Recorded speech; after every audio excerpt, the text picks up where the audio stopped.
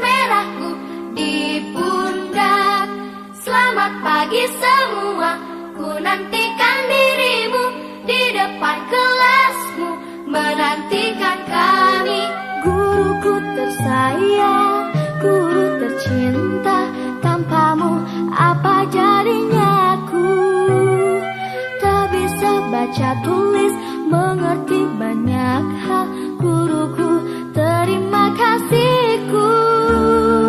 Nyatanya diriku kadang buat. Assalamualaikum warahmatullahi wabarakatuh.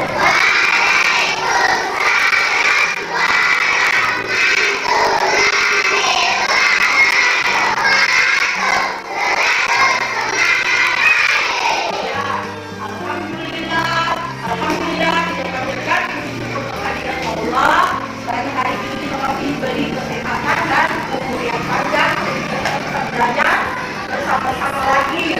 Anak-anakku sekalian, pada saat mau masuk tahun ajaran baru, ibu guru sudah pernah menyampaikan peraturan sekolah. Kemarin juga ibu guru sudah mengajar tentang peraturan sekolah. Contoh peraturan sekolah apa? Satu, contoh peraturan sekolah. Datang tepat waktu. Jadi kalau orang-orang sekolah datang tepat waktu, kalau bukan keyakinan kelasnya itu apa? Keyakinan kelas datang tepat waktu berarti dia, kalau keyakinan kelas itu berarti dia bentuknya tanggung jawab. Jadi yang pertama itu tanggung jawab.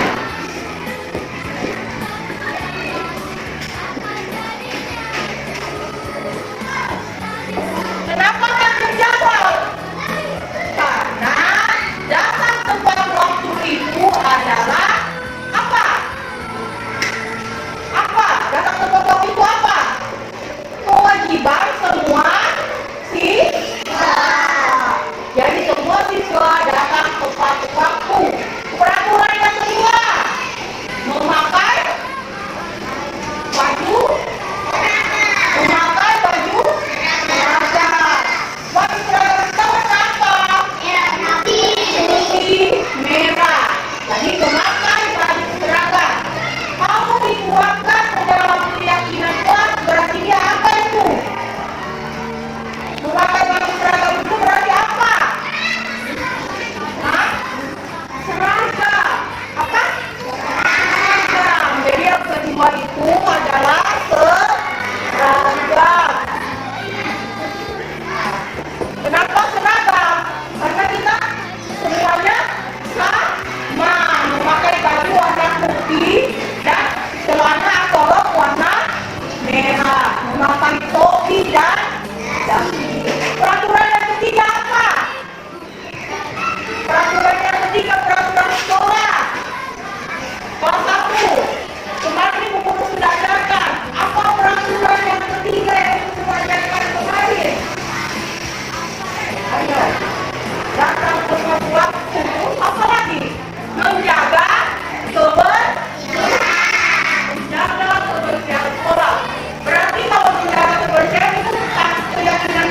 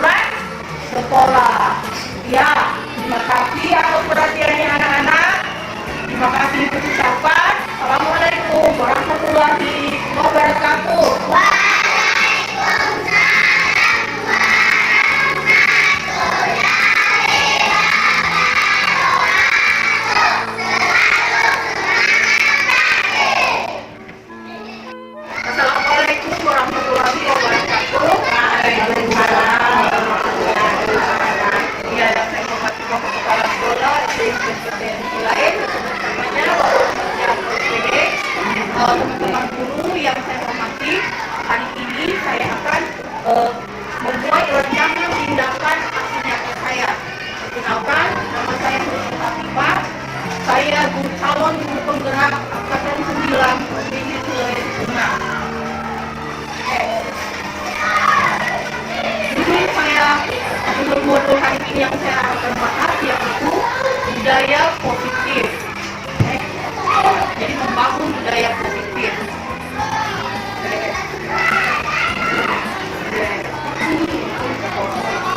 Ya, hari ini ada beberapa hal yang ingin saya bahas pada teman-teman guru, yaitu pembelajaran dengan paradigma baru. Jadi pembelajaran dengan paradigma baru ini merupakan pembelajaran yang berorientasi pada penguatan kompetensi dan membangun karakter yang sesuai dengan profil pelajar Pancasila. Disiplin positif, kita sudah tahu semua tentang disiplin atau peraturan. Peraturan itu biasa dibuat oleh sekolah. Peraturan sekolah contohnya salah satunya adalah datang tepat waktu. Ketika kita tuangkan di dalam keyakinan kelas itu dia berubah menjadi lebih spesifik lagi. Disiplin itu merupakan tanggung jawab sebuah siswa. Jadi ketika masuk disiplin positif ini atau peraturan sekolah ini ke dalam keyakinan kelas, dia berubah menjadi sebuah tanggung jawab.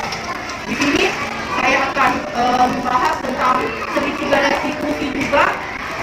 Jadi segitiga restitusi itu sama halnya dengan keyakinan kelas, tapi dia lebih spesifik lagi. Keyakinan kelas itu dibuat di dalam kelas, sedangkan peraturan sekolah dibuat oleh sekolah untuk ditaati oleh seluruh warga sekolah. Keyakinan kelas akan kita bahas pada kelas masing-masing. Contohnya saya di sini pada kelas 1, maka saya akan membahas keyakinan kelas nanti pada kelas 1. Disiplin itu biasanya membutuhkan, kita biasanya memberi hukuman, konsekuensinya dan restitusi. Contoh, kalau ada anak-anak yang terlambat, pasti kita akan memberikan hukuman. Kenapa kita memberikan hukuman? Untuk memberikan efek jerah. Konsekuensi yang harus dia terima, itulah tadi, karena dia datang terlambat, maka dia mendapat hukuman. Contoh di sini, sistem tidak akan berjalan ketika murid tidak patuh. Konsekuensinya memerlukan monitoring dan supervisi terus-menerus dari guru. Restitusinya, murid belajar bertanggung jawab dan ikut peraturannya. Jadi begitu. Contoh yang baik ketika siswa di dalam kelas ada berprestasi, dia mendapat olimpiade, pasti dia akan mendapatkan hadiah atau motivasi dari guru. Motivasi itu berupa mall, selamat. Kenapa? Karena dia sudah berhasil menghadirkan nama baik sekolah. Jadi itu yang baik, hukuman kayak apa? Perlakuan yang baik ketika murid sudah berprestasi. Kebutuhan dasar manusia. Jadi manusia ini ada beberapa hal yang dibutuhkan oleh manusia, tapi yang paling pokok itu adalah kebutuhan bertahan hidup. Kebutuhan bertahan hidup itu yang paling penting dari kebutuhan dasar manusia ini ya. Makanya dia ditaruh banget di tengah. Kenapa? Karena kebutuhan bertahan hidup itu memang kita perlukan. Bagaimana cara kita untuk bertahan hidup?